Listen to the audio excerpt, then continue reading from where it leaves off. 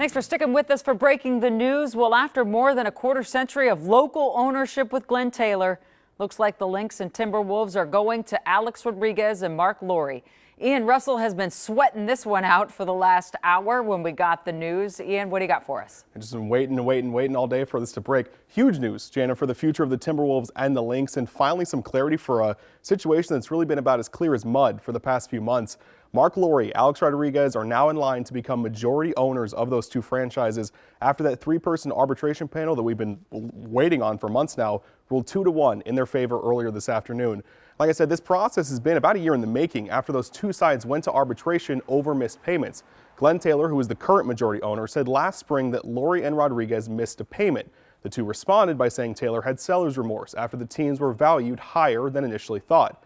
In a statement, A-Rod and Lori said they're extremely pleased with today's decision. They say they're looking forward to working with the NBA to complete the approval process and close this transaction so that we can turn our attention to winning championships in Minnesota for our incredible fans and the Twin Cities community.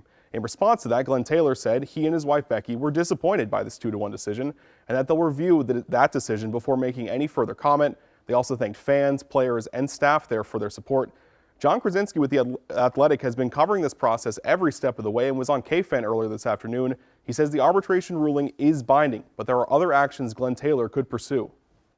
What could be done is he could go to a federal court and challenge the ruling in federal court. What I am told, though, is the threshold for getting a ruling like this, an arbitration ruling overturned, is very, very high. It's a difficult thing to do.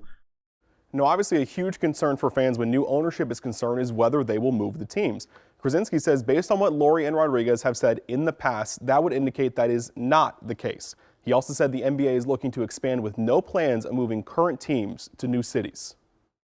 There's been no indication through any of my reporting, any of my discussions with them, with the league, with Glenn Taylor, who agreed to sell it to them, that there's even an inkling of moving this team. I just don't see it right now.